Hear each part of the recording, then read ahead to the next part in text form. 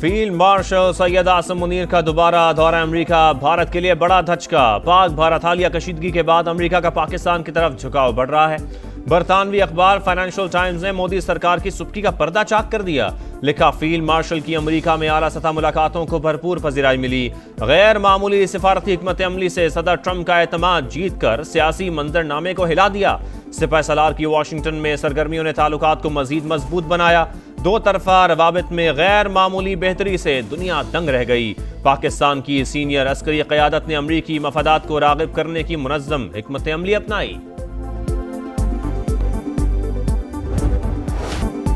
امریکہ نے be L A کے بعد مجید بریگیڈ کو بھی دہشت گرد تنظیم قرار دے دیا۔ دھرتی کے غداروں، مودی کے اعلی کاروں کے گرد شکنجہ مزید سخت۔ امریکی محکمہ خارجہ کے مطابق مجید بریگیڈ جعفر ایکسپریس اور گوادر پورٹ سمیت کئی حملوں میں ملوث ہے۔ کراچی ایئرپورٹ پر حملے کی ذمہ داری بھی بی ایل اے نے قبول کی۔ اقدام ٹرمپ انتظامیہ کے دہشت گردی کے خلاف عزم کو ظاہر کرتا ہے۔ سیکیورٹی ذرائع کے مطابق بی ایل اے اور مجید بریگیڈ کو دہشت گرد تنظیمیں قرار دینا فیلڈ مارشل کی کاوشوں کا مظہر ہے۔ حالیہ امریکی فیصلہ پاکستان کے موقف کی عالمی سطح پر توثیق ہے۔ کلبھوشن یادو کی گرفتاری بھارتی ریاستی سرپرستی میں دہشت گردی کا واضح ثبوت ہے۔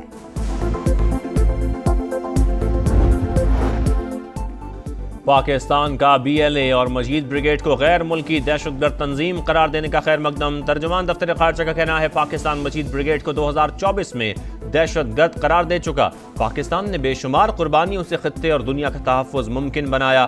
دہشت گردی مشترکہ چیلنج، عالمی برادری کے ساتھ تعاون جاری رکھیں گے۔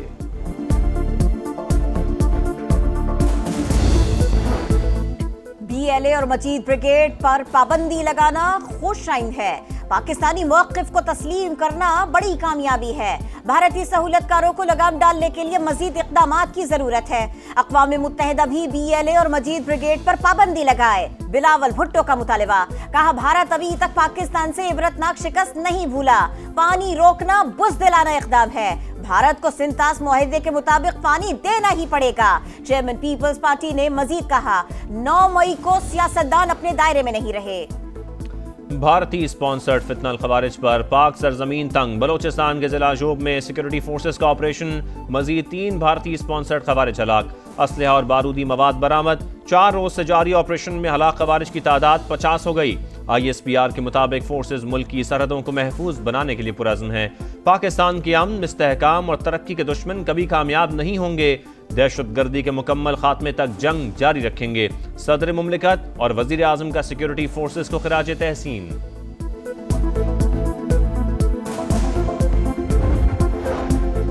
خیبر پختونخوا کے ضلع باجوڑ اور خیبر میں دہشت گردوں کے خلاف آپریشن کا فیصلہ۔ قبائلی عمائدین کا شدت پسندوں کے ساتھ 10 روزہ جرگہ ناکام۔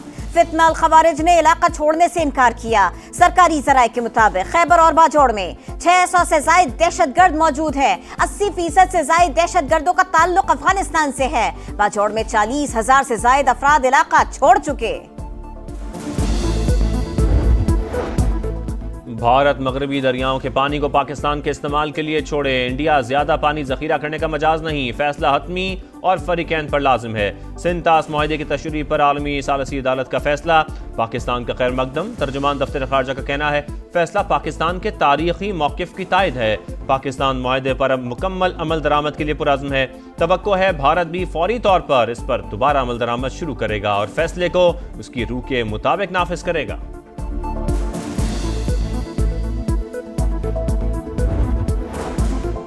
پشاور ہائی کورٹ نے اسپیکر قومی اسمبلی اور چیئرمین سینٹ کو نئے اپوزیشن لیڈر کی تقرری سے روک دیا۔ الیکشن کمیشن سمیت دیگر فریقین کو نوٹس جاری۔ مزید سماعت 15 اگست کو ہوگی۔ پہلے اس کیس میں عدالتی دائرہ اختیار کے بارے میں بتایا جائے۔ عدالت کے ریمارکس، بیرسٹر گوہر کا کہنا ہے تحریک انصاف کے ساتھ امتیازی سلوک بڑھتا جا رہا ہے۔ الیکشن کمیشن خود سے کسی کو نااہل نہیں کر سکتا۔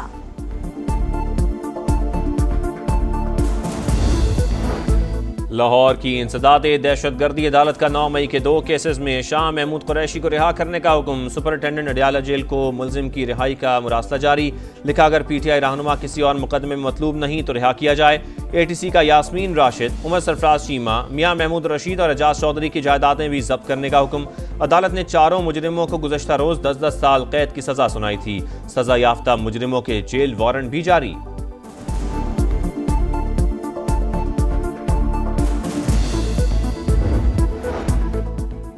پی ٹی آئی کا بانی سے ملاقات نہ کرانے پر احتجاج، قومی اسمبلی کی کارروائی کا بوائیکاٹ۔ جیل مینول کے مطابق ہماری ملاقات کیوں نہیں کرائی جا رہی؟ ایسی صورتحال میں ایوان میں نہیں بیٹھ سکتے۔ اسد قیصر کی گفتگو، اسپیکر نے اپوزیشن سے بات چیت کے لیے کمیٹی بنا دی۔ ایاز صادق کی ملٹری کورٹس کے فیصلوں کو ہائی کورٹ میں چیلنج کرنے سے متعلق بل کو آئندہ ہفتے ایجنڈے پر لانے کی ہدایت۔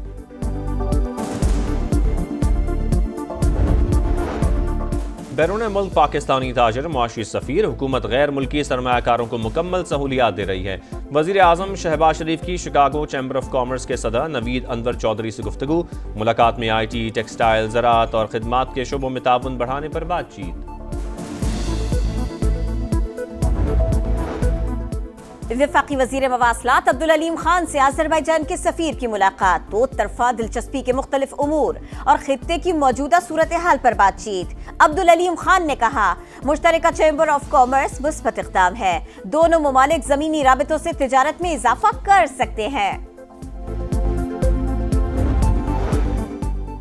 سرکاری معاہدوں میں بدعنوانی اور عوامی عہدوں کا غلط استعمال روکا جائے۔ آئی ایم ایف کرپشن کی روک تھام کے لیے اقدامات پر زور۔ سیاسی طور پر بااثر افراد کی نشاندہی کے لیے جامع ڈیٹا تک رسائی محدود۔ چھوٹے اداروں میں خود کا اسکریننگ ٹولز موجود ہی نہیں۔ مالیاتی ادارے کے کرپشن ڈائگنوسٹک اسیسمنٹ مشن کی رپورٹ مسودہ پاکستان کے ساتھ شیئر۔ کرپشن کے خلاف اسٹیٹ بینک، ایس ای سی پی اور ایف بی آر کے بعض اقدامات کی تعریف۔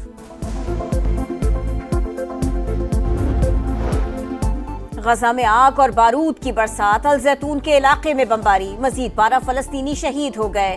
2 روز میں 82 شہادتیں، بھوک سے بھی مزید 5 افراد جان سے گئے۔ میڈیا کیمپ پر اسرائیلی بمباری میں شہید الجزیرہ ٹی وی کے رپورٹر انس الشریف کو آنسوؤں اور سسکیوں میں سپرد خاک کر دیا گیا۔ سعودی ولی عہد اور محمود عباس کا ٹیلی فونک رابطہ، غزہ کی صورتحال پر بات چیت۔ کانگریس رہنما پرینکا گاندھی نے غزہ کے مظلوموں کے لیے آواز بلند کر دی، عالمی برادری سے جنگ بندی کا مطالبہ کر دیا۔